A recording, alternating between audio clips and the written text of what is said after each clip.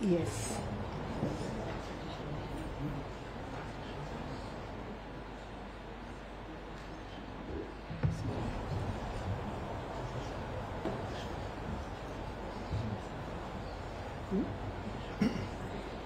Yes, have the petitioners introduced themselves. You know, we have petition number 1, petition number 2, 3, 4, 5. Petition number 6 was struck out.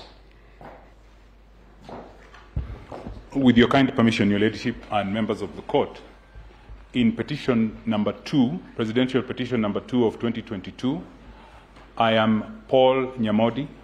I appear for the petitioners together with my learned colleague, Mr. Tom Masharia and Ms. Njoki Mboshe.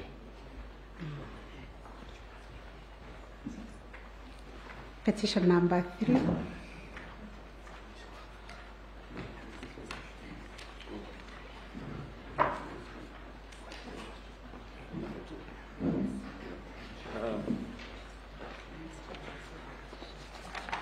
My Lady, the President of the Court and members of the Court, in this petition, my name is James Orengo, and I appear together with the Senior Counsel Philip Murgor, Paul Mwangi, Jackson Awele, Velma Auma for respondent number 11.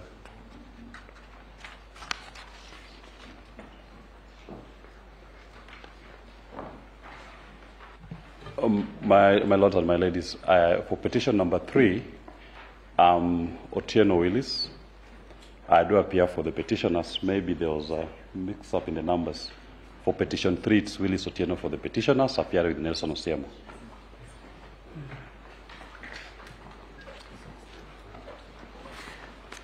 May it please you, Madam Chief Justice and the members of the court, my name is Githu Muigai, Senior Counsel. In that matter, I appear for Mr. Wafula Chebukati, the chairman of IEBC, assisted by Mr. Eric Gumbo. I also appear for IEBC, assisted by Mr. Kamau Karori, Senior Counsel.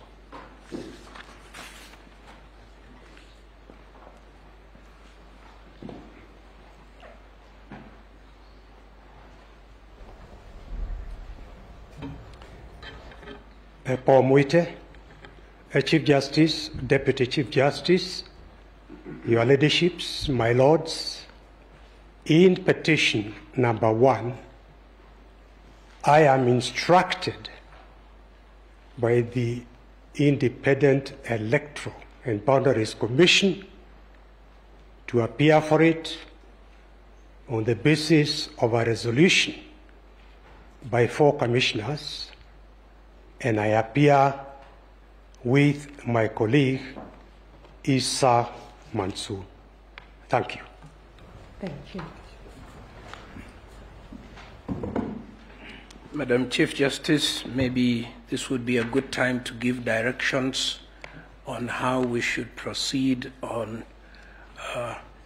this rather irritating and irrelevant matter that has been raised, when it is quite clear that the record speaks for itself.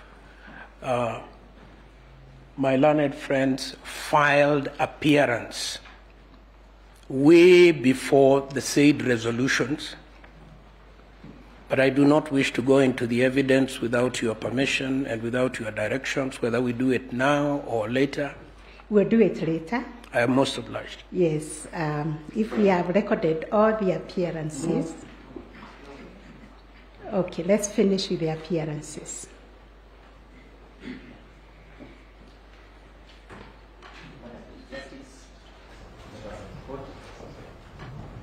My Lady, Madam Chief Justice, the President of the Supreme Court, and Madam Lady Deputy Chief Justice, the Deputy President of the Court, and the members of the court. My name is Dewanjiru. I appear together with Gerard Mituga in petition number 5.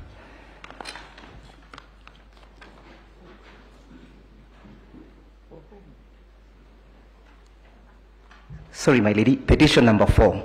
David Kariuki Ngari. Thank you.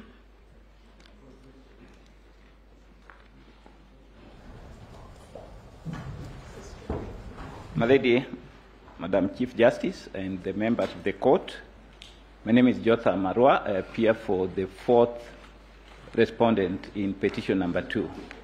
Thank you.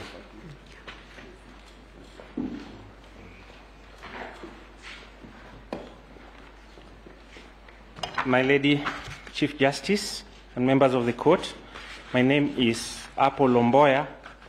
I appear for the third respondent in petition number 2.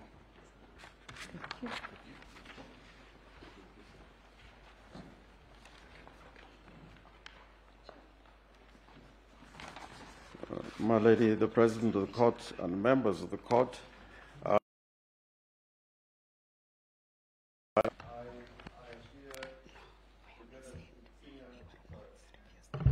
I appear together with Senior Counsel Philip Morgor, my learned friend Paul Mwangi, Jackson Awele, Velma Maumo, and my name is.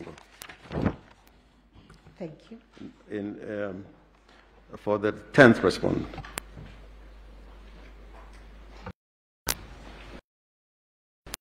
The Chief Justice and members of the court, Jenga Jeremy, in petition number 5, I appear for the 7th respondent.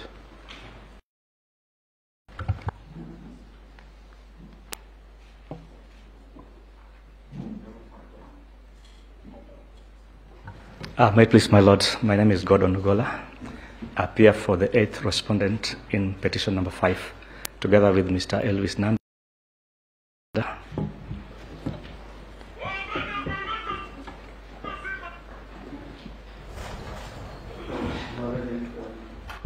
My Lady, the President of the Court and members of the Court, in petition number 5 of 2022, the appearances for the two first and second petitioners, the appearances as follows.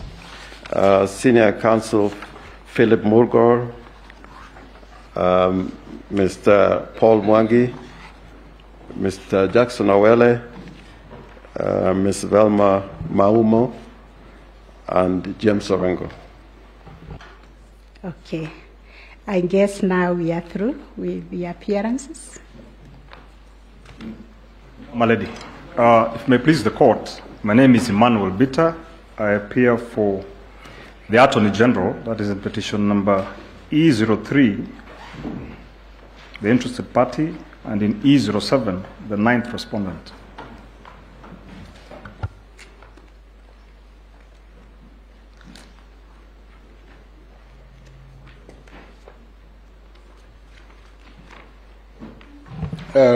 Your Ladyship, the Chief Justice and President of the Supreme Court, the Deputy Chief Justice and the Court, I appear in petition number E007 for the 2nd, 3rd, and 4th petitioners.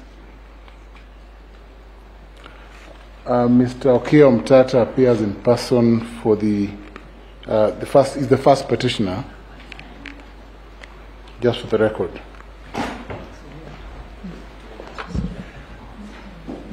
A very good morning, my Lady Chief Justice. Rob, did you record your name for purposes of the consent? Yes, Your Ladyship? Your name. Oh, sorry.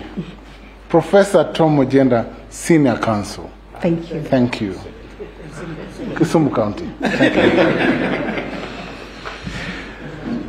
A very good morning, my Lady Chief Justice, President of the Court, Deputy Chief Justice, honorable members of the Court. My name is Stephen Mwenesi, Advocate. I appear in petition E005 alongside with the President of the Law Society, Eric Theuri, for the Law Society of Kenya's amicus.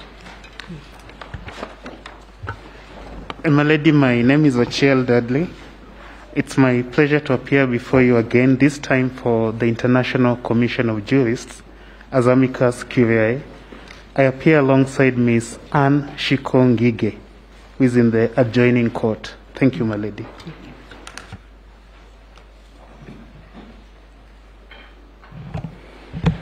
My Lady, the Chief Justice and Honorable Judges of the Supreme Court, my name is Charles Kanjama, SC.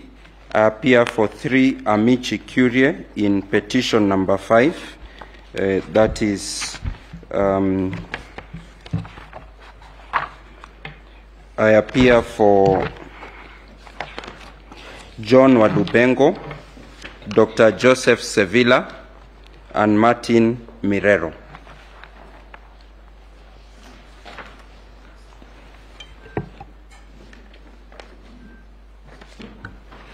May it please you. My name is Chief Justice and other members of the court. My name is. Oh, sorry. Let me repeat. May it please you, my lady, the Chief Justice and other members of the court. My name is Kibe Mongai Advocate. I'm appearing in petition number E008 alongside Ms. Wairimo Kero. Thank you.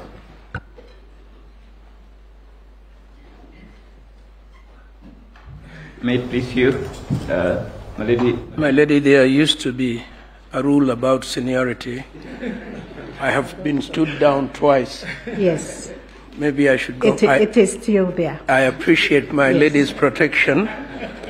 My lady, my name is Gedhu Muigai, Senior Counsel, and I appear for Mr. Wafula Chebukati, supported by Mr. Eric Gumbo. And I appear for IEBC, supported by Mr. Kamau Karori and Mr. Mohat Jomane and Mr. Tito Tiago. Yes, this is the third time you are telling us that, as Professor. Okay, my lady, I thought we would need to do that in every matter, but I'm guided by you now, and I yield the floor to my learned colleague. Okay.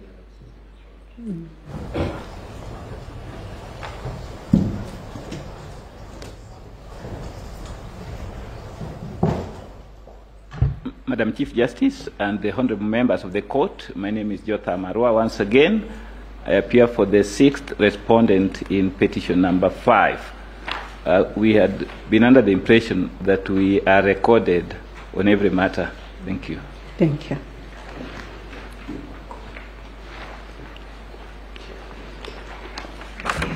Your Ladyship and members of the court, my name is Apple Lomboya. With respect to petition number 4, I appear for the 3rd respondent. With respect to petition number 5, I appear for the 5th respondent.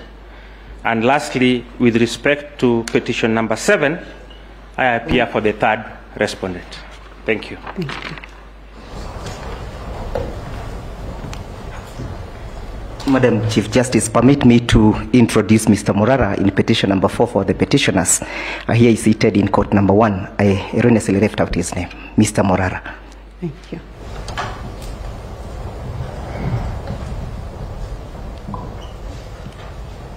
I think we now have all the appearances. You will allow me, on behalf of my brother and sister judges of the Supreme Court, to first of all say a very good morning to all of you, and also to welcome all of you to these proceedings. I wish to recognize our distinguished guests who have joined us this morning, recognizing the Honorable Retired Chief Justice Othman Chande and your entire delegation of eminent African jurists who have come to observe these proceedings. You're very welcome. I wish to also recognize the parties who are present, the petitioners, the respondents, their friends and supporters who are watching us online. Unfortunately, due to constrained space that we are operating from, we could not accommodate very many people. You can all see we are all required to observe the COVID-19 protocols. We also have to be mindful of security and the constrained time, and therefore we were forced to limit the number of the council who can appear at any given time, but parties are free and at liberty to have as many council as they could. We'll try to accommodate as many as we can in the speed of a room, court number 1, where they can follow the proceedings and continue assisting who are in the prison. We thank the media also for coming to stream the proceedings online to assist Kenyans and all people from all over the world who are watching and following these proceedings across Africa and across the world. We specifically, I want to thank the observers who have come to be part of this process to attest that we are all guided by the rule of law, constitutionalism, values that we all share across Africa and indeed in the Commonwealth and all over the world, and also to express the judicial solidarity for us, which is a core emblem which can, as we attempt to develop our jurisprudence and work together in the spirit of bilateralism and regionalism. We therefore welcome you to Kenya to these proceedings. Today, council and parties, we are here for the pre-trial of the election petitions that were filed before us. As you are aware, 9 petitions were filed, and we received 25 preliminary issues in form of interlocutory applications. We have been able to dispose of all those preliminary issues and delivered rulings online, which I believe you are still reading and internalizing.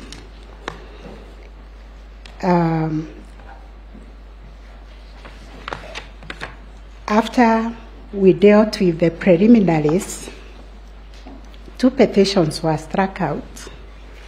Petition number petition number E006 and petition number E009 was struck out, and the rulings were delivered together with the media summary showing the reasons why they were struck out.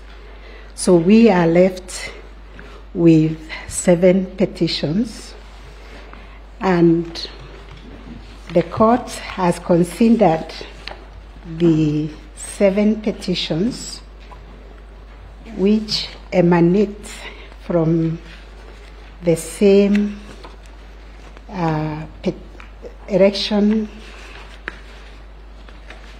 presidential election, which was held on the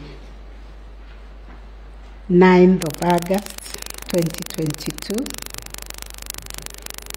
So upon perusing and considering the issues raised in the following petitions, E001, E002, E003, E004, E005, E007, and E008 of 2022, and the respondents thereto, we find that all those petitions raise similar issues and seek similar orders.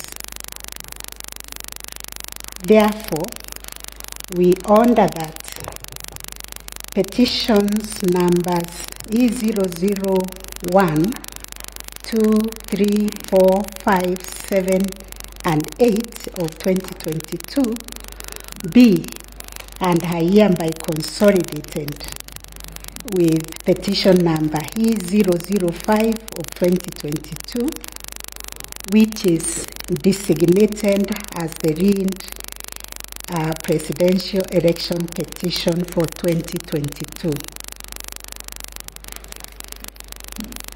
The parties will therefore be, the ending of the matter will therefore read as Raila Odinga and Martha Karua will be the first petitioners. John Joroge Kamau will be the second petitioner.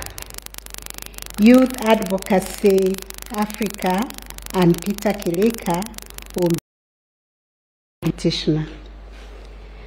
Kerif Karifa, John Josewe, Ruth Mumbi, Grace Kamau, David Kariuki will be the fourth petitioner. Okia Umtata Okoiti, Nyakina Wycliffe Gisebe, Victor Okuna, John Maina will be the sixth petitioner. Julia Nyokabichege, Joseph Mutua Ndonga, Simon Mwaura Njenga will be the seventh petitioner. The respondents will be William Ruto and Rigathi Gachagua, the first and second respondents. IBC will be the third respondent. Then Mr. Wafula Chebukati, fourth respondent. Juliana Cherela, fifth respondent. Irene Masiti, sixth respondent. Justice Nyangaya, seventh respondent. Francis Wanderi, eighth respondent. Professor Gurie, ninth respondent. Boya Moru, 10th respondent. And the Attorney General will be the 11th respondent. From the rulings that we delivered, we have admitted Law Society of Kenya as amicus curiae or amici curiae with ICJ, Mr. John Warubengo, Dr. Joseph Savira, and Martin Mirero. That is the order of the court for the consolidation of the matter.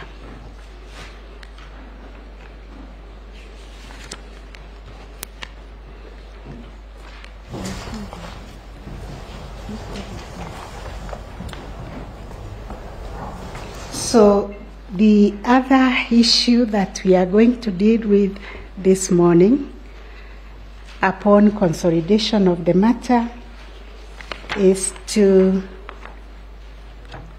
settle the issues for determination. The court, having considered the printings that were filed, the submissions, and all the documents that were filed, We have framed 9 issues that have been shared with you by now, I believe, but I'll read them out.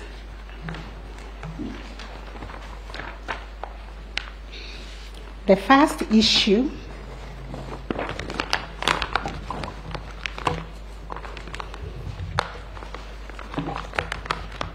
is whether the technology deployed by IEBC for the conduct of the 2022 general elections met the standards of integrity, verifiability, security, and transparency to guarantee accurate and verifiable results.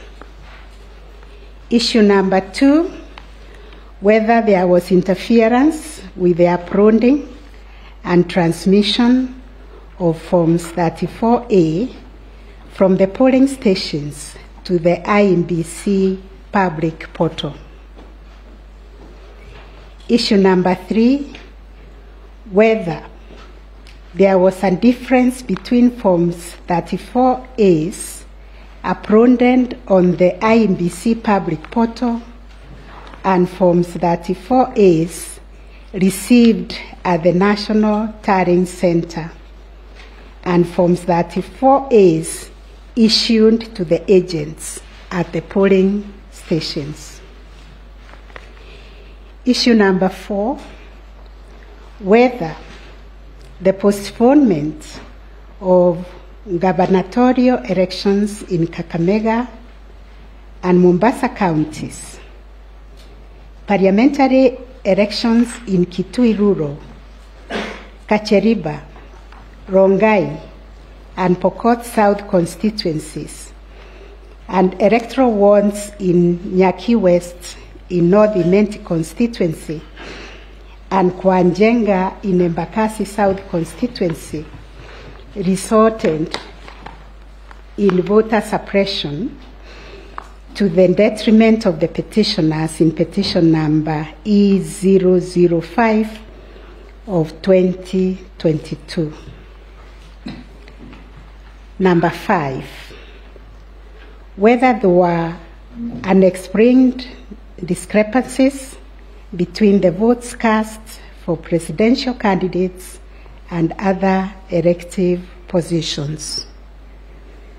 Issue number 6, whether the IEBC carried out the verification, tallying, and declaration of results in accordance with the provisions of Article 138(3)(c) and 138(10) of the Constitution. Issue number 7, whether the declared president-elect attained 50% plus 1 vote of the votes cast in accordance with Article 138(4) of the Constitution. And number 8, whether there were irregularities and illegalities of such magnitude as to affect the final result of the presidential election.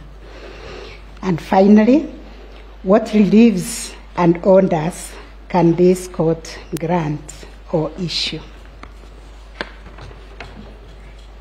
Those were the issues that the court has come up with.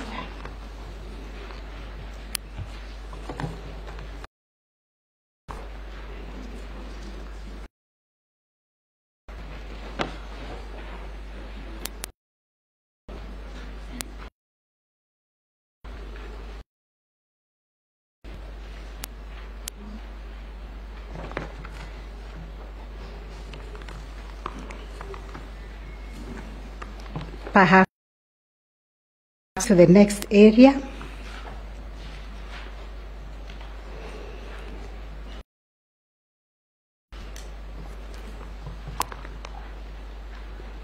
Council President and parties, considering the frame for determining the consolidated presidential election petition and the nature of the issues raised, as well as the COVID-19 pandemic, we have limited the number of advocates who can sit in the plenary as per the schedule that was shared with you this morning by the registrar of the court.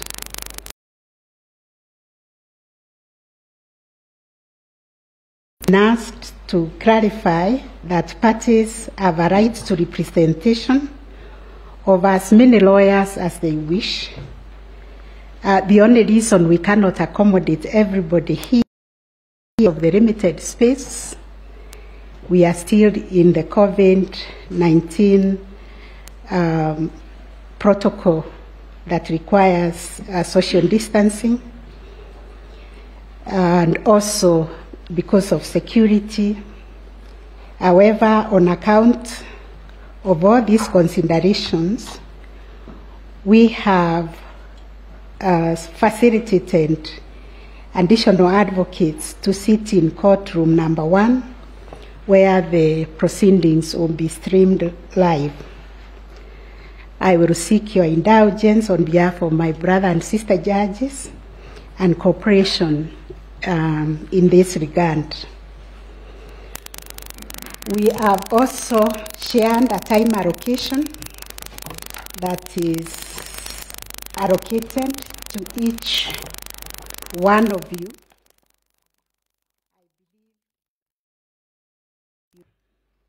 A copy of the time allocation schedule. Things are streaming online. If you can check, maybe it has come, but I can read it for you. When we will start the hearing tomorrow,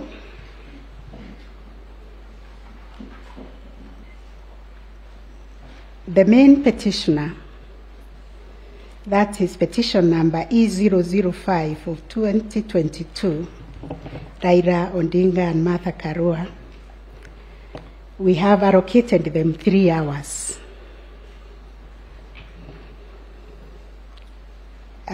The supporting petitioners, being petition number E001 of 2022, John Joroge Kamau,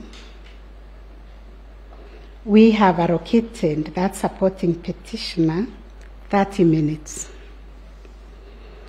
Petition number E002 of 2022, Youth Advocacy Africa and Peter Kirika, we have allocated 30 minutes. Petition number E003 of 2022, Kerif Karifa and others, 30 minutes.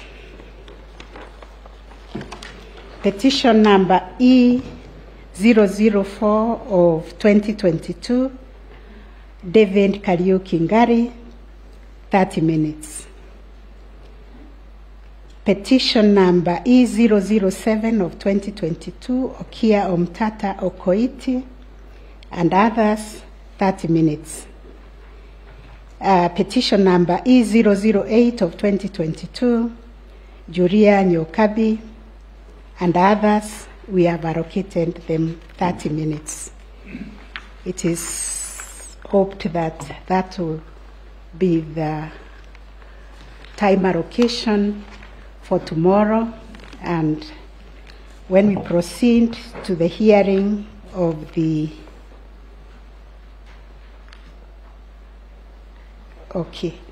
we've also looked at the responses by some respondents, namely Juliana Cherera, Irene Masit, Justus Nyangaya, and Francis Wanderi, who appear to be supporting the petition. These 4 respondents have been allocated 1 hour to share among themselves. That gives to that 15 minutes each if they are represented by different counsel. Then parties in opposition to the petitions, we have identified IMBC, together with the chairman, Wafula Chebukati, And we have allocated them 3 hours to share.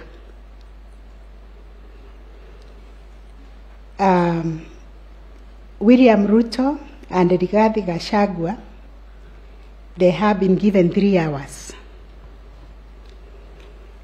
The Attorney General will be given 30 minutes to respond. The rulings that we have delivered, we admitted 3 amici curiae. They will not be given time to make oral submissions. According to the rules of this court, we will rely on their briefs, which are on record, unless the bench wishes to raise an issue for clarification. That will take us now, the second day of the hearing. We are hoping the third day, which is Friday, we will hear a rejoinder. We'll give the main petitioner in petition number E005 of 20 and Martha Karua 1 hour to respond. Petition number 001 of 2022, John Joroge, will have 15 minutes. Petition number E002 of 2022, Youth Advocate, 15 minutes. Petition number E003 of 2022, 15 minutes. Petition number E004 of 2022, 15 minutes. And petition number E002, 15 minutes. And petition number E006 will also have 15 minutes. As you will also have noticed, we have given a comprehensive ruling on the applications that were filed seeking discovery, various discovery and scrutiny. According to the order that has been issued, we are expecting a report that will be tabled before this court for consideration by Thursday afternoon. And if there will be issues arising from that report, we have agreed to give the main petitioner 30 minutes to respond. And because they filed an application for discovery, so was Youth Advocacy Africa and Mr. Kerif, they also filed an application for discovery. According to the issues that they were raising, the Youth Advocacy will be given 20 minutes, and Kerif, who was seeking one issue, will be given 10 minutes. The IBC will be given 30 minutes, and William Ruto and Rigathi Gachagua will also be given 30 minutes to respond to the report that will be filed if there will be issues arising which they will wish to respond to. That is the time allocation. Due to the time constraints that we have to determine these election petitions within 14 days, we will appreciate also the filing was tight within 7 days. This is dealing with information or evidence from all over the country. The framers of our Constitution decided that they will give 14 days. It has been done before, and we hope to do it also this time. But we will also seek your indulgence when you are allocated your time, you will adhere to the time.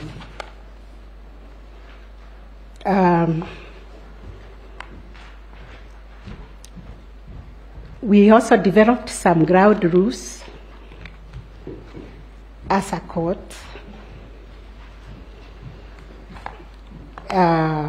where we are requesting that parties and advocates will observe punctuality, the time that is indicated for us to start the proceedings, and the time allocated to them on the screen. We will also, this is an old practice, that we will continue to be respectful of the court, our personnel, and also to respect each other, adhering to the rules of this court. We also are obliged to state that we expect parties to conduct themselves with decorum to preserve the dignity of the court and the proceedings, while bearing in mind the provisions of Section 28 of the Supreme Court Act. We are also reminding ourselves that these are judicial proceedings being conducted in court, and therefore discussing the merits of the case by the parties or counsel outside the court is not permitted. We still have the power under Section 28 of the Supreme Court Act to cite such parties who are in violation of the provision of the law. We also like to remind you that courtesy must be observed at all the time. The court will not tolerate offensive language. We like to repeat about the time allocated due to the time constraints. Once a party has exhausted the allocated time, the microphone will be switched off. We also wish to state that if there is time that is unspent by the council, the time belongs to court, so we will not allow anybody to donate, but revert it to the court for the court to share it out according to the court's generosity or lack of it. Due to the limited timelines, there will be no extension of time, so please let no one ask for extension of time. We are dealing with the submissions that have already been filed. We have been painstakingly reading those submissions.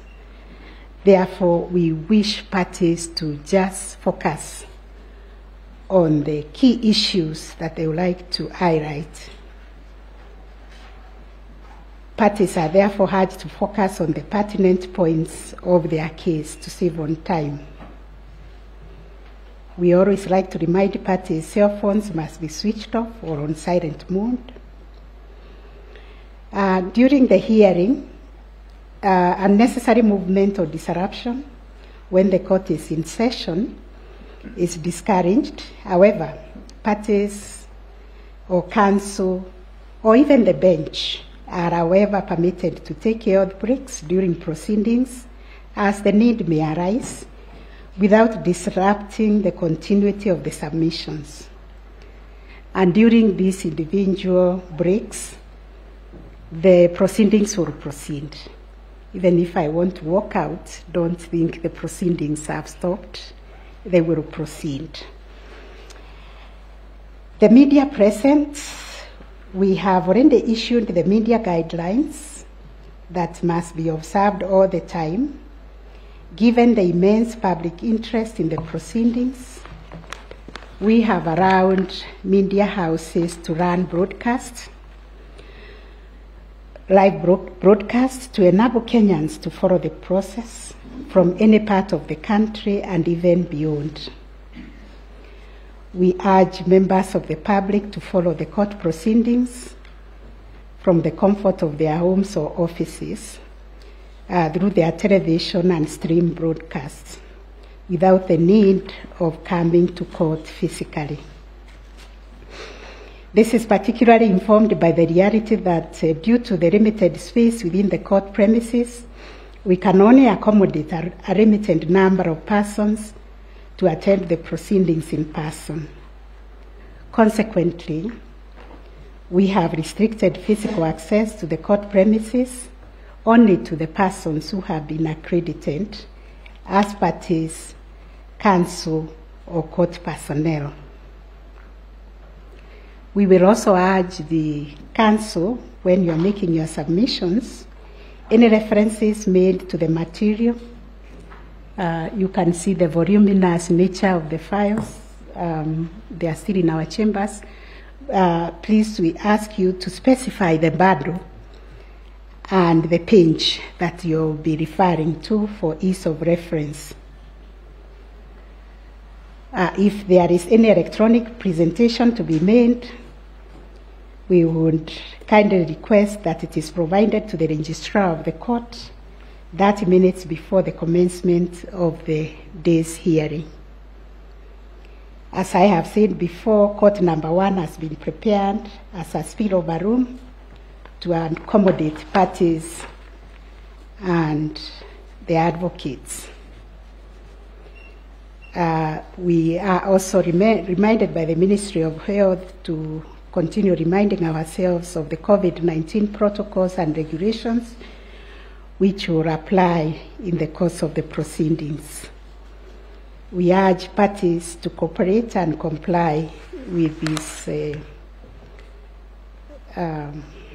directions. I think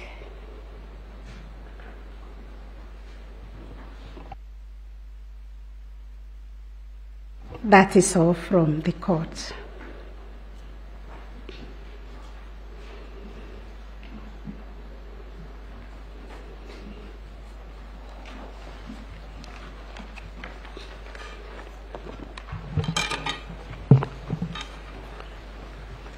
Chief Justice, Deputy Chief Justice, Your Leadership, my lords, judges of the Supreme Court, I think there is one matter, Chief Justice,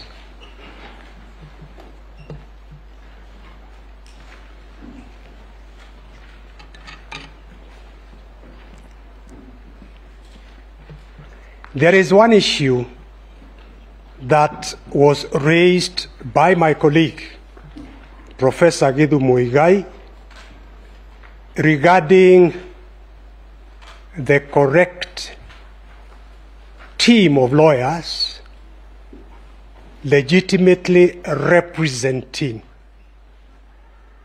the Independent Electoral and Boundaries Commission. This honorable court is aware that there is an application which was filed, I believe, fairly late last night and was responded to on that very issue. And I think in order to save time, I would suggest that perhaps the court considers that issue and gives directions in a ruling. My colleague, Professor Githu Muigai, and my good friend Karoli Kamau have filed a set of pleadings on behalf of the Commission. Issa Mansour has filed a set of pleadings on behalf of the Commission.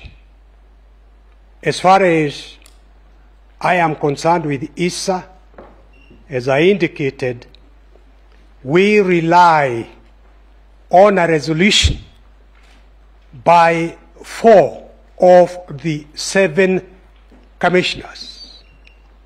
We have stated in our pleadings that we are legitimately representing the Commission.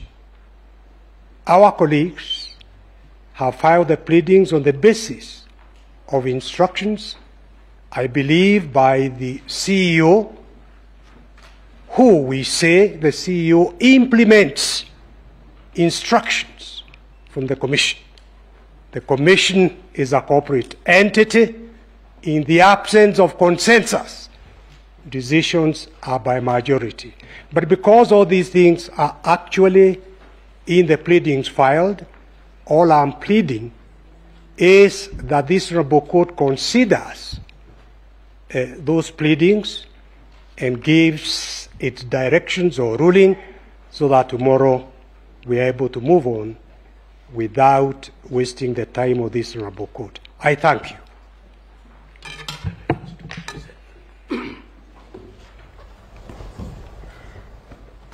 May it please you, Madam Chief Justice and the honorable members of the court, I would like to set the record straight.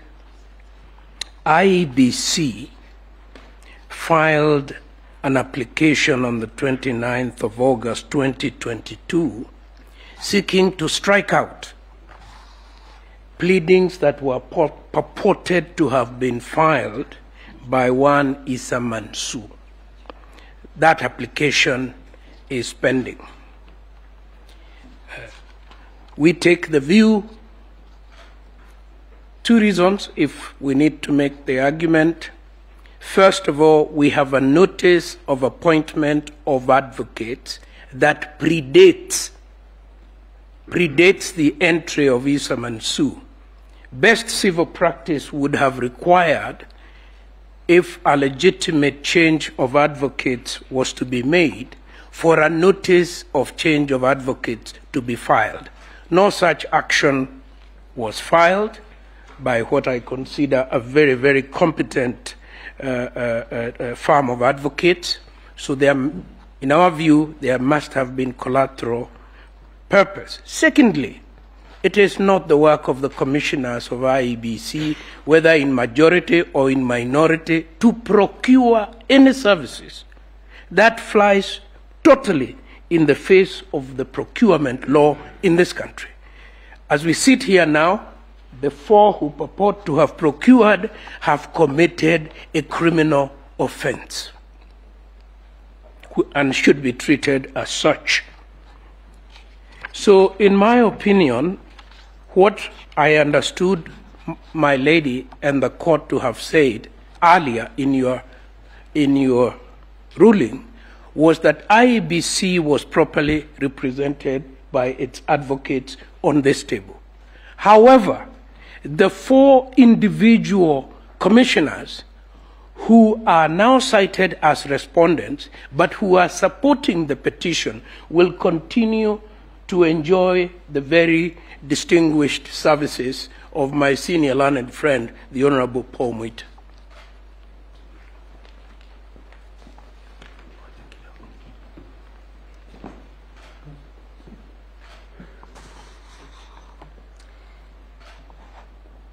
Your Ladyship, Madam CJ, there is something that is likely to be lost as my two learned friends are fighting. And it is so important, it could compromise really the fairness of the hearing which you have endeavored with so much effort to craft a way forward. It is this: 8 petitions were filed against my client within the 7 days cast in stone in the Constitution. It is the first time in this republic that 8 are filed. In 2013, there were 2. But because of ingenuity of this side of the court, we now can file very many, all intended for the same purpose. That aside, I burnt midnight oil, filed my response within time. Then comes the group of 4 commissioners. On 26th August, they have filed a response to the petition. They are filing this under the pretext they are respondents. They file a response. It is not a response. It is a new petition. There are new claims new grievances, new grounds for nullification of my client's electoral victory. Senior counsel. Yes. I think our ruling was delivered on their participation as respondents. If you could just allow me 1 minute. What we are addressing is whether they should be represented by lawyers of INBC. I was dealing with the response that they have filed. And that is the point that I think my learned friend, Gedu Muigai, was alluding to. Will that response still be on record, or are they limited to the affidavits that they had filed and which have been allowed? Because if the response is also part of the record, a response filed or a new petition filed outside time, I do not know whether I need to respond to it and whether it will be admitted by the court, notwithstanding the strictures in Article 140. I hope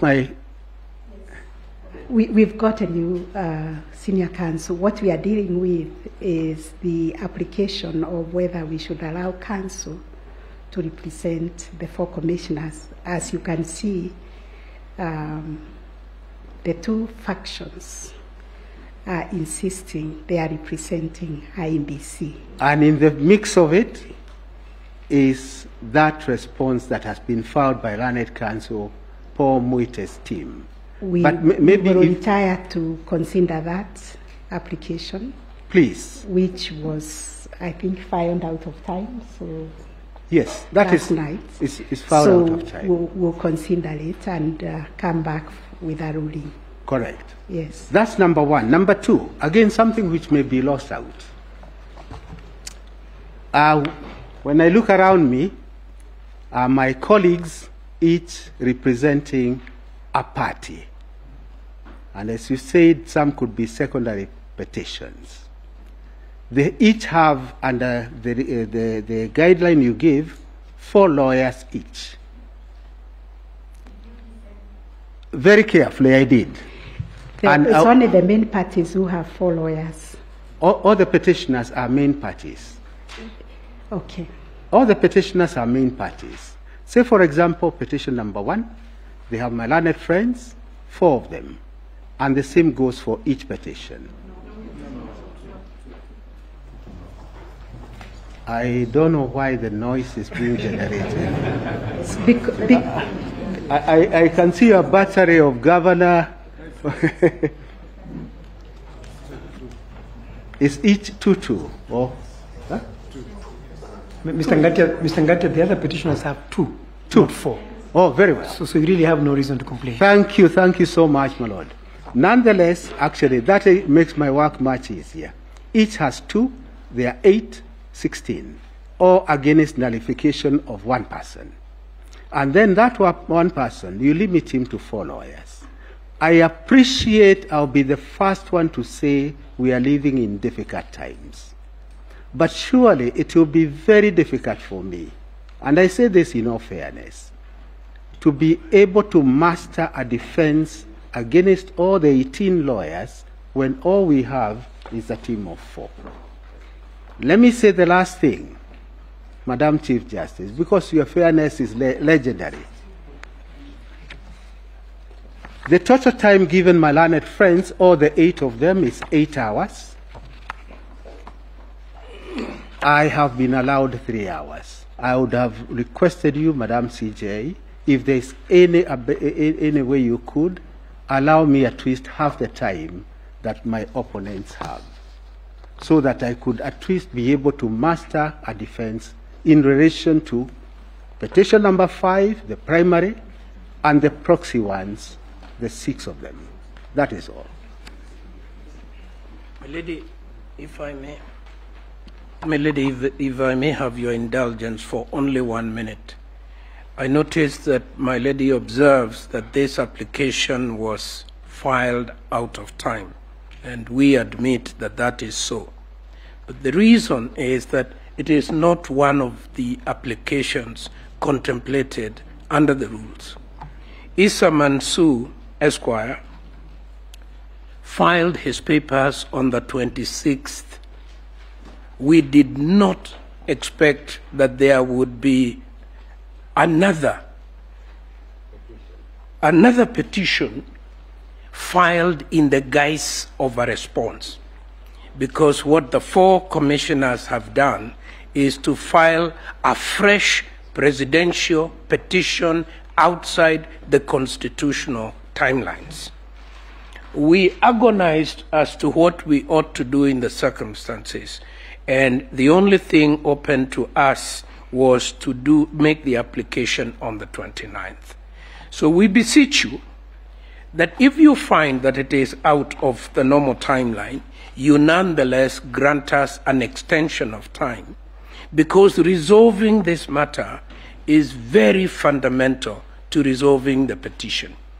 It is, my lady, this court that has repeatedly cautioned us that we should never attempt to resolve such a weighty matter as to who is the legitimate president of the Republic of Kenya on the basis of subterfuge. And I do pray, therefore, that you consider very seriously, my lady, that application, so that you may guide us accordingly. As regards time, we have another request.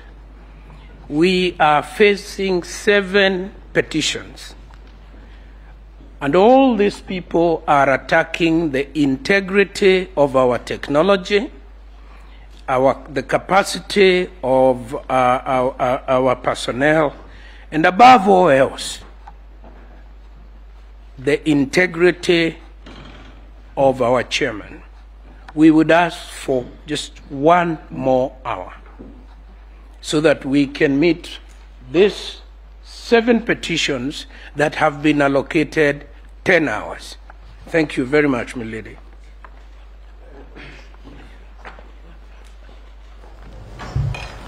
My lady, the President of the Court and members of the Court, I think the Court has been very fair looking at the time allocation.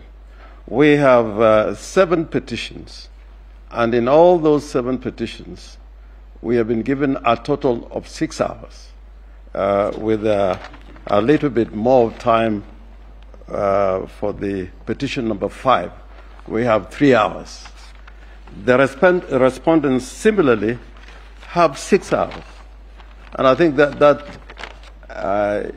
taking into consideration the time that we have to hear and determine the petitions, I think that the time allocation has been very fair. Otherwise, if you have to follow the arguments by my learned friends for the IEBC, you would similarly say that our petitioners had a lot more to lose than the other petitioners, and therefore we should be given a little more time. But I think in the circumstances, I think the Court has given a fair consideration as to the interests of all the parties and how to accommodate all the parties. 6 hours for the petitioners and 6 hours for the respondents. It's 6 hours. I think you do a little bit of mathematics, you'll find. I did a little bit of mathematics.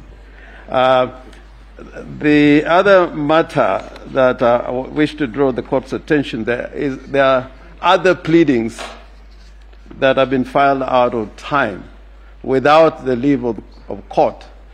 I would invite the Court to look at those pleadings that have been filed out of court, out of time, and without the leave of court, to be struck out, because parties that have been served with these pleadings at the last hour would not be able to respond to them. And one particular affidavit which has been served, filed out of time, is the affidavit that on the face of it is by one Hilda Kavonga, that has been filed by the Electoral Commission, the first faction of the Electoral Commission, And at the last page, it says it's been sworn by Martin Wachira Nyaga. So some mutation, biological mutation, must have taken place. And that, I don't know how to crack that one. But the bottom line is that they've been filed out of time and without leave of court.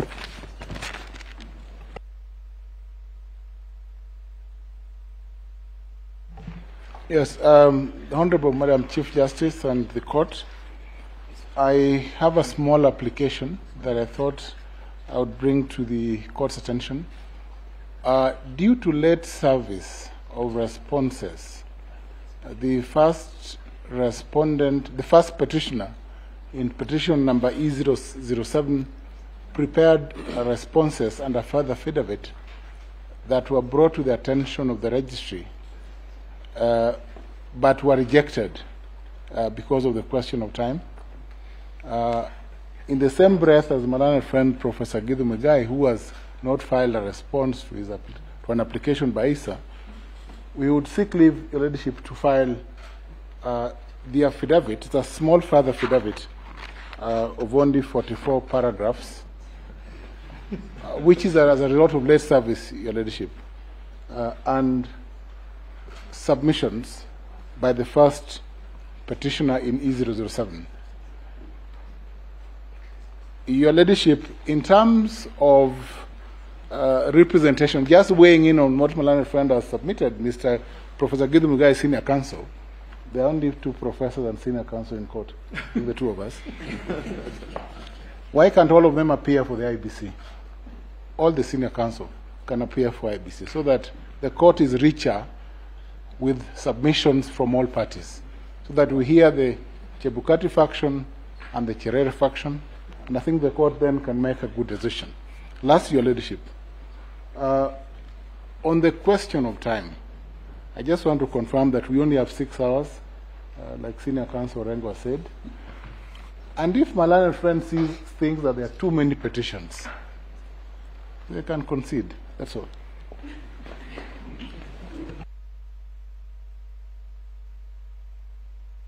If may please, my lady, Honorable Chief Justice and my lords, on behalf of the petitioners in petition number 3, we were served in time by a set of documents from the IEBC. Then subsequently, last night, we were served with another set of documents from IEBC. Rule 11 of this court's rules are very clear on filing and service within 4 days. And we are greatly prejudiced if documents that were filed and served outside time does not allow us a rejoinder, and then those documents now constitute part of the record.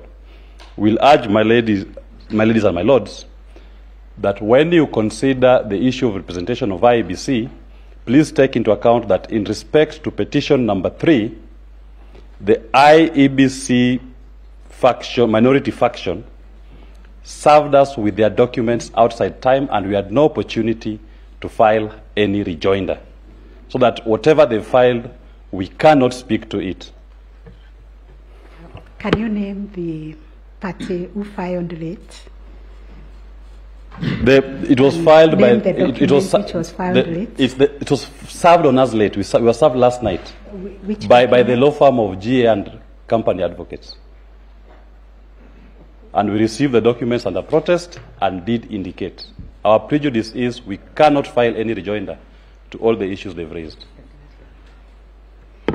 Please repeat the particular document which was filed late and by who, which party. My lady, I can speak to the service. We were served last night, last evening. They are the first and second respondents' documents filed by the law firm of G&A Advocates. The response to the petition from the same law firm. There is a replying affidavit by Michael Ouma, filed from the same law firm.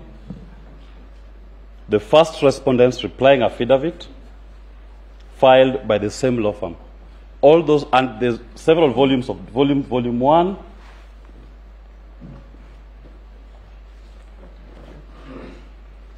volume 2 of their supporting documents was served on us yesterday in the evening. And under Rule 11, they were meant to file and serve within 4 days of filing the petition. We have a 1 day to respond. We cannot respond to all those documents that they filed, and we urge this court to be guided by the case of Raila Odinga 2013, that late service of the documents on us has prejudiced us, and the information therein should be expunged from the record. That's all, my lady. Thank you. Sorry, my lady, if with the indulgence, I can also enumerate the pleadings which have been filed out of time.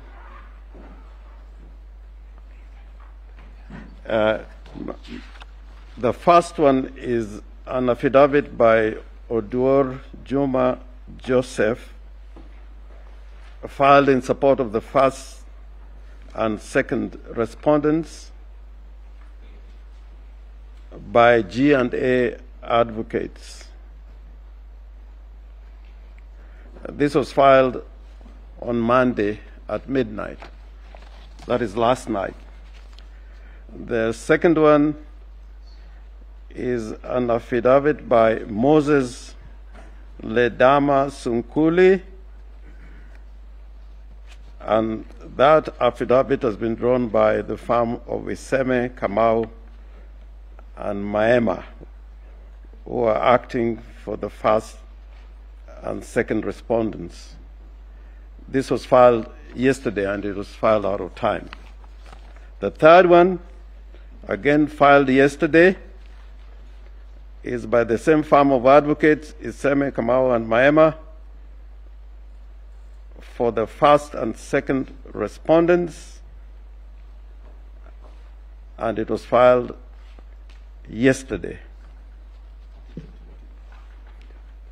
Affidavit by Balang Gideon. The fourth one is also filed, this was filed on Sunday, the 28th. This one is an affidavit of Catherine Wambui Kamau. And this one has been filed by, I believe, the same firm of advocates. This was filed on Sunday. The other one is an affidavit filed by the firm of Kithure Kindiki and Associates. This was filed today. And there's an affidavit, a further affidavit by Raymond Kiprotich Bet. The other one is an affidavit sworn by Martin Wachira Nyaga, an affidavit drawn by the firm of Iseme, Kamau, and Maema for the first and second respondents. This was filed on the 30th of August. This was filed today. Today at 2:45 a.m. The other one is an affidavit by Martin Wachira Nyaga, drawn by the same firm of advocates, Iseme, Kamau, and Maema for the first and second respondents. It was filed today, 30th of August, 2022 at 2:45 a.m. The other one is also an affidavit sworn by Hilda Kavonga, drawn by the same firm of advocates for the first and second respondents, Iseme, Kamau, and Maema, filed on Sunday at 11 p.m. And the last one is an affidavit sworn by Martin Wachira Nyaga, drawn by the same firm of advocates, Iseme Kamau and Maema, on behalf of the first and second respondents. This was filed on the 28th of August, 2022. And as far as we are concerned, they were filed out of time and without the leave of the court.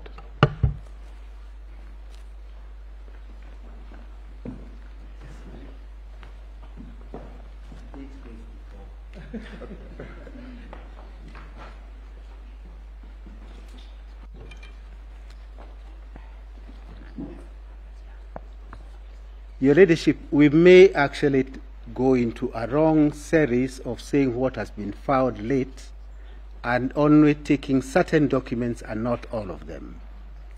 As I was sitting here, I've been served with a petitioner's further affidavit filed today, filed yesterday, 29th, and this is an affidavit that has been filed by the firm of Kenoti and Kibe Advocates. I think there is need now to take a stock of what has also been happening and which may not have been quite clear to the court. The e-filing system has had tremendous difficulties, and this you will confirm from the registrar, and I think all parties where we tried to file, we had challenges, and that took a bit of time. But to me, because we all look first at our own self-interest, the beginning point is the response filed by the firm of ISA on 26th August, and which takes the form of a new petition. That would be the beginning point, because if you are to allow that, then that petition will stand unresponded to date, because I could not respond to a petition filed outside the 7 days.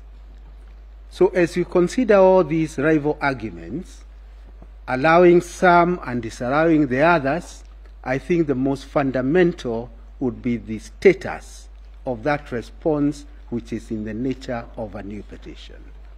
Once that is resolved, the other petitions in my submission would be dealt with quite easily. That is all, Your Ladyship.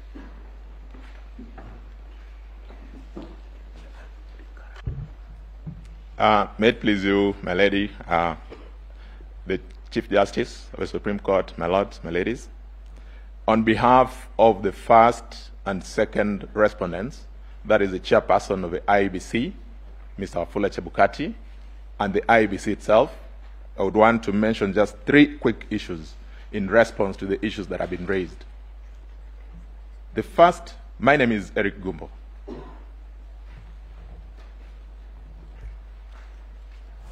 The first issue, my lady, is that just as has been indicated by Melanet Senior, Fred Ngatia Senior Counsel, the IT infrastructure of the judiciary and the portal upon which these documents are supposed to be filed had a big problem on Saturday. We did an email to the judiciary, got a confirmation that indeed the system was slow. And so that is the first reason why a number of documents came in late. Number 2, a number of these affidavits that have been alluded to before you this morning are affidavits that arose out of a response to affidavits that were filed by the same parties who are seeking to strike out these affidavits themselves. In particular, we got further affidavits from one John Gidongo. We got a further affidavit from one Arnold Ochieng. We got another affidavit from one George Joroge. And finally, one John Wesonga. These affidavits were filed way after the petition had been filed, they raised new issues. Specifically, they raised issues touching on the IT infrastructure of the IEBC. The most responsible thing to do, my lady and my lord, was for us to then do the affidavits. In fact, before they came in to raise a concern, we had ourselves wanted to raise this as a preliminary issue with the court so that we get directions. Because after we responded to the issues that they raised in their own further affidavits without leave, they again yesterday filed further affidavits seeking to now respond to the affidavits that we had filed responding to the issues they raised out of time. What is most interesting is that even in the affidavits that they filed as late as yesterday, they still raised new issues seeking to expand the four corners of the petition that is currently before the court, which then has the effect of making that petition mutate in form and character. Now, that said, my ladies and my lord, from where we sit, because of the significance of the issue at hand, we had taken the pragmatic approach to say that even though they served us late yesterday, that is late last night, we worked into the wee hours this morning and did our draft responses to those issues, so that if the court be minded to consider those issues, because I think some of them are pertinent to be able to go to the root of what we are dealing with, then those affidavits could be put in place. We'd be allowed to file those, the ones that we had not served, responding to the areas that they raised in the affidavits yesterday. In the alternative, that then the affidavits that they filed yesterday should be struck off, so that then we are not prejudiced ourselves. But secondly, and perhaps more importantly, because there is now no clarity as to which affidavit was filed in time, perhaps the best approach would be to ask the parties to file formal applications where they raise the concerns with specific documents, and we'll have an opportunity within this day today to demonstrate whether or not any of the affidavits was served out of time. I think that would give us clarity in such a way that no party would be prejudiced. I am most obliged. Mr. Ngumbo, those affidavits were cited by Senior Counsel Orengo. Yes.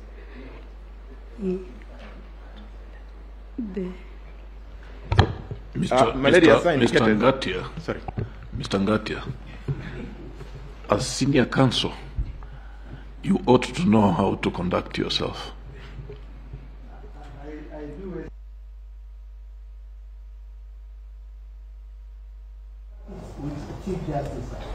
Affidavits which the Chief Justice has asked are not the ones that were enumerated by learned counsel Mr. Orengo.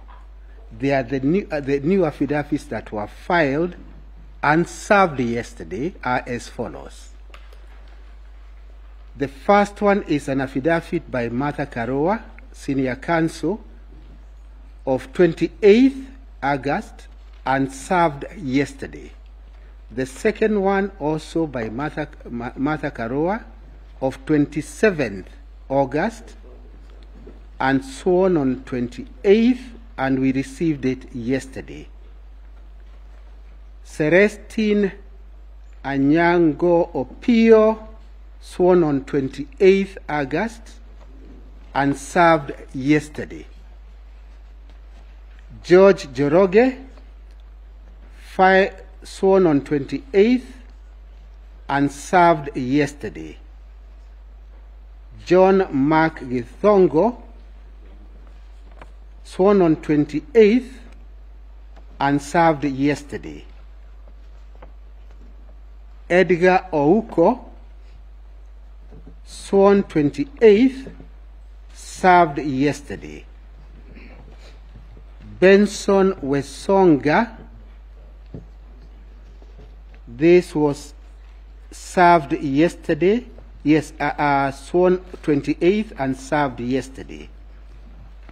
Arnold Ochieng, 28th is the date of swearing, served yesterday. John Githongo, once again, 28th August, date of swearing, and service yesterday. Those are the ones that prompted a fury of activity on our part to try and respond to them. I'm in the same position as Learned Counsel. We try to work very hard, but by the time again we try to file, the system did not allow us to file. So we have new matters which have been raised, which we have not responded to. May I apologize to my Lord, Supreme Court Judge, and thank you for reminding me yet again. I am sorry, the whisper was not meant for the court, but to Learned Counsel. Thank you.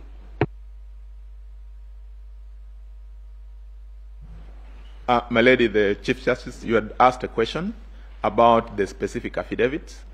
My learned senior, Fred Ngatia, senior counsel, has given the list of those affidavits. In fact, the ones that have been served on us are the ones from John Githongo, Arnold Ochieng,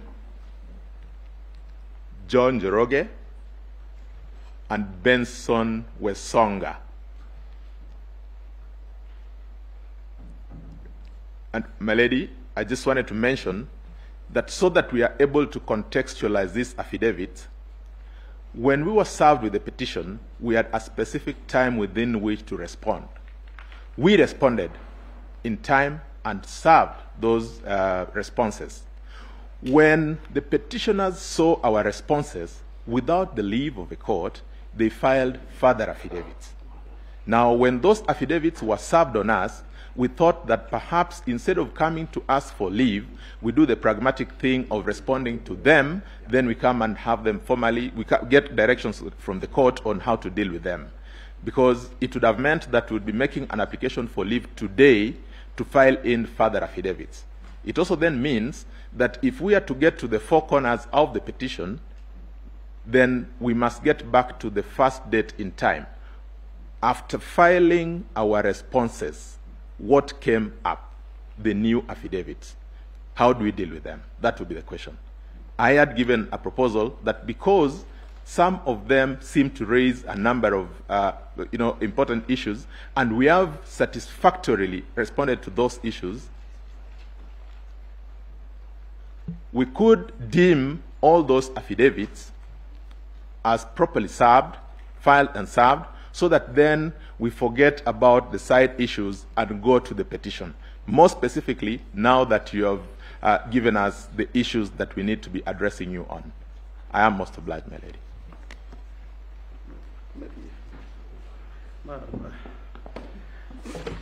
I'm sorry, this may be a back and forward, but there are directions which were issued by the court. This, I think, was on the 23rd of August 2022, and the directions required, if I don't go through all the directions, it required the respondents to file and serve their responses together with their written submissions and bundle of authorities on or before 5 p.m. on the 27th of August 2022. The petitioners then were directed to file and serve their rejoinder, if any, on the 28th of August 2022. So the affidavits they've been referring to, which were filed by the petitioners, were rejoinders to the affidavits they had filed on the 27th of August 2022. So looked at in that context, we were quite in order to file those rejoinders in terms of affidavits yesterday, on the 28th, not yesterday, 28th. And I think there was a further directions that there would be a close of pleadings on the 28th of August 2022. So that is the context in which I brought the question of the late filing of these or the affidavits I enumerated. As to the infrastructure of the court, We were in a similar position, but when we made inquiries with the registrar, we were told that if we had any problems with filing any documents online, then you could physically take the documents to the registry, and that's what we did. And there were absolutely no problem about it. In fact, because of those particular problems, in cases where we were required to file by 5 p.m., I think on inquiry we were told we could file the documents same day, but on or before 9 p.m.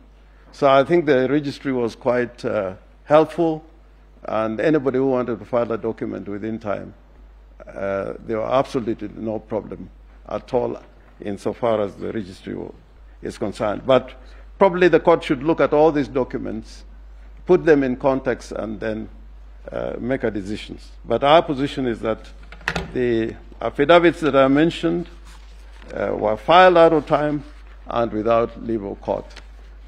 We would need a demonstration that what we filed on the 28th was not in line with the directions that were given by the court. Thank you. We are hoping we could bring this to an end so that... Good afternoon, Lady Chief Justice, the Deputy Chief Justice and judges of the Supreme Court. My name is Mansour Issa. I am being led by Senior Counsel Paul Mwite. My ladies, my teacher, Professor, and my People Master, Senior Counsel, Professor Guido Mwegai, has alluded to the application that was filed by the firm of Iseme Kamau and Maema in the wee hours of yesterday. That application was filed on us at 3 in the morning, I think the first one. We had seen copies of that application on the portal before it was served, and we worked yesterday in the evening with the vice chairperson of the independent, the IEBC, to prepare responses to that application before it was filed. And when we tried to file the application today morning, the registry indicated they had not received the application that both parties have referred to. And indeed, Senior Counsel Kamau Karori has confirmed the hard copies of the application had not been presented to the court. So, my ladies, as you retire to consider that application, we have filed our responses online and would kindly request that the hard copies and the submissions that our clerks have presented to the court be considered, because there was very late service, and I believe it's because of the difficulties with the e-filing. It was for quite a while yesterday down, but they should have sent us advance copies. But there was no prejudice because we managed to see it in good time, as alerted by my learned friend, Ms. Joaquim Bosche. She was trying to file something. When she saw those applications, she called me. I was still reading, and we managed to file our responses to those applications. So we will abide by the directions given by the court, because we had filed all our responses on behalf of the Commission as directed by the Commissioners. Thank you, and have a good afternoon. My lady, if I may.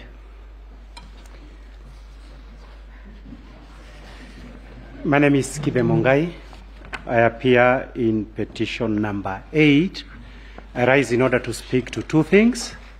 Number one is that my learned colleague, Mr. Ngatia, has spoken about a petitioner's further affidavit that he claims was filed and served late. My lady and my lords, this further affidavit was sworn on 28th and served on them before midnight of that day, the Sunday that we were entitled to do our rejoinder. They were served, all of them. But more importantly, the affidavits of the IEBC and Mr. Wafula Chebukati were served on us on Sunday at noon. So that there was a question of the time when our 24 hours was going to run. But despite all that, we filed the affidavit on time and served, but we could not be able to file because there was a problem, and we were told, and the following day when we presented document and we explained, they were admitted, so that he's only referring to the issue of the physical copy. And the original trigger was by IEBC. But we decided not to break bones, and we've not said IEBC served us with anything late. It came on Sunday, and we responded. And therefore, as far as we are concerned, the only issue that we did yesterday, and we filed, but it requires that just to be submitted to the court, are our submissions. But they were still done within the 24 hours, but the system was down. We were told as soon as it is there, file it, and then present. So that as far as we are concerned, all our documents are in place and filed on time. Having finished with that issue of petition 008, it is my hope that no directions may have been given without me getting to know of that issue. But the court will note that there has been correspondence between my office and at least with the registrar with regard to petition number 22, E025, between Kenneth Jage Jiro and 10 others versus Honorable William Samoei and Honorable Rigathi Gachagua. May the court note that that petition that was filed on the 5th of August this year relates to the issues of the validity of the nominations of Honorable William Ruto and Rigathi Gachagua. Yes, with utmost humility, Mr. Kibe, we are dealing with Article 140, matters that arose from the dispute on whether the president-elect was validly elected. Those matters were filed before the elections and before the declaration. So you wait for the ruling, it will be delivered. It will be delivered. It's a separate matter from what we are dealing with. So let's not go there. It's okay, my lady. I'll go by that. Thank you. We want to bring this to an end on the three issues that have been addressed to the court. With your kind permission. That is the time allocation, the presentation of the two factions of the IBC, and the documents that have been filed in court with or without leave of the court. The court would wish to adjourn to consider those matters and resume at 3:30. I will also kindly ask the parties to furnish the registrar with those documents, because documents have come, so many documents have come, so that we can be able to look at them and deliver our further directions at 3:30. I'm not supplied, my lady. Because we are just going around the three issues. The three issues of the time allocation, of the documents filed, which were found late, which were found without leave. Allow us to go and consider that, and the issue of representation. Yes, my lord. Just one item, my lord, which... You can't be addressing the court, two of you. Yes. My lady, with your kind permission, my name is Kamau Karori, Senior Counsel. My lady, I just needed to comment on just two issues. The first is the allegation that the application that was filed to strike out the name of ISA and company advocates from the record, that it was not, the physical applications were not presented. The correct position, my lady, is that they were presented, but we were informed by the registry that in view of the fact that the court was sitting today, that the appropriate thing to do would be to come and seek leave of the court before the documents are received at the registry. So it is not true that we did not serve those documents. Secondly, my lady, regarding the documents, there's also an important point, my lady, to point out, which is that the affidavit filed by John Githongo, he had filed a response first, then he filed a further affidavit out of time, and in that further affidavit, he introduced completely new documents. In fact, as you will notice when you retire to write your ruling, he now withdrew the initial logs that he had attached to his affidavit and filed completely new ones after we had responded to his previous affidavit. The only option available to us, having been served with these new documents, was now to respond to them. You'll also notice, my lady, that the documents filed by Arnold Oginga, again, they are completely new documents from the ones that had been filed earlier. The prejudice is on the basis of the document that had been served upon us. We had already responded and filed submissions because our time for filing submissions was very limited. Now we have a situation where new documents have been filed. We have no opportunity of responding to them in submissions because our submissions have already been filed. The only option was for us to file an additional affidavit explaining or answering these new documents and assertions that had now been made. And that is why the documents that were filed out of time on account of the system issues that my learned friend has alluded to. Thank you, my lord. Thank you. With your permission, your ladyship, my lords, mine are separate and different issues. The first one relates to the orders you made for scrutiny this afternoon. Please, can you introduce yourself? Yes, my name is Katwa Kigen, for the first petitioner, led by by my senior, Mr. Ngatia. It relates to respondent, you mean? Yes, first respondent. I apologize for that. It relates to the issue of scrutiny that is supposed to start this afternoon. We would like to request that the court takes on board consideration of the issues of security, considering what happened at the National Tally Center, my lords and your lordships. And we would also like that the issue of the location where it is to be done be addressed.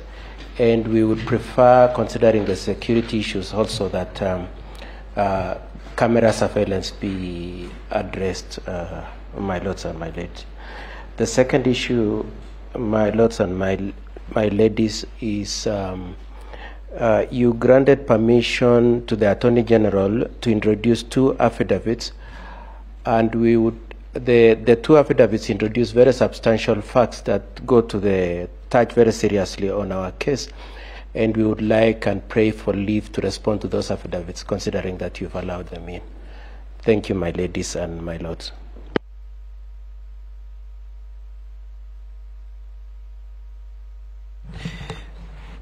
My lady,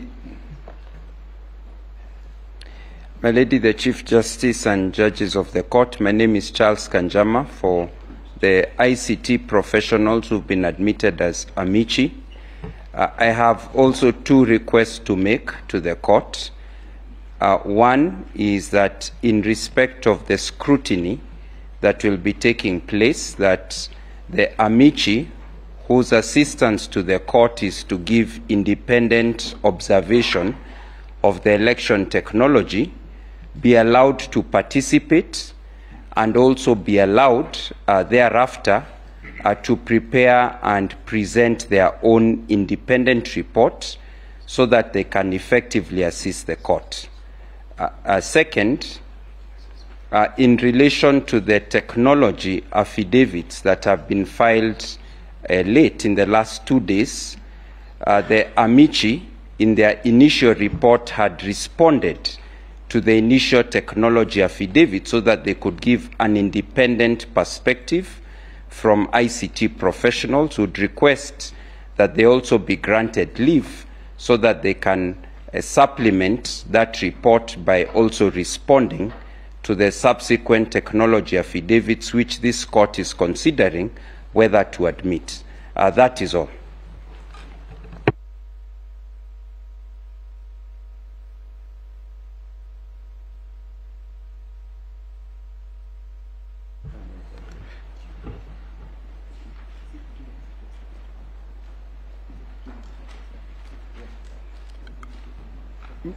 My Lady Chief Justice, my name is Mituga.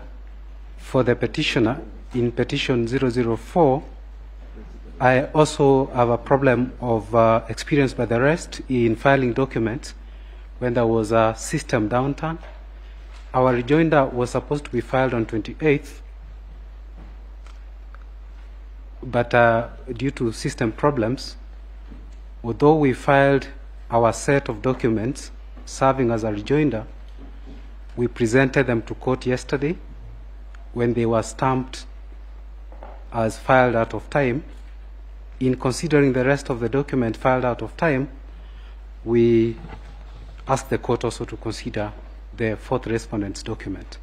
supplementary submissions, the supplementary affidavit, and list and bundle of documents dated and filed on 28th of August 2022.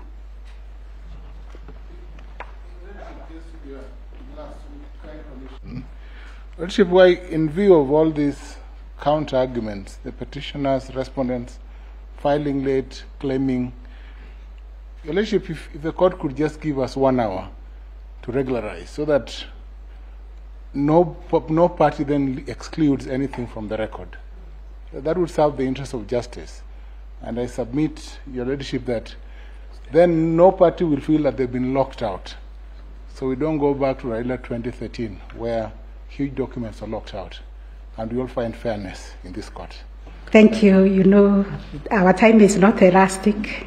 There was an order for scrutiny from 2 p.m., so we really have to adjourn now. I just wanted clarity on the role of the amici. It would appear that they want to go beyond their role. Senior counsel, we will deal with that. We are capable of dealing with it. We already gave directions that we will rely on the amici brief that is already on record. Rulings have been issued to that effect. Yes. So with your kind permission, the court will adjourn, and we will reconvene at 4 p.m. because of the many issues that have been raised.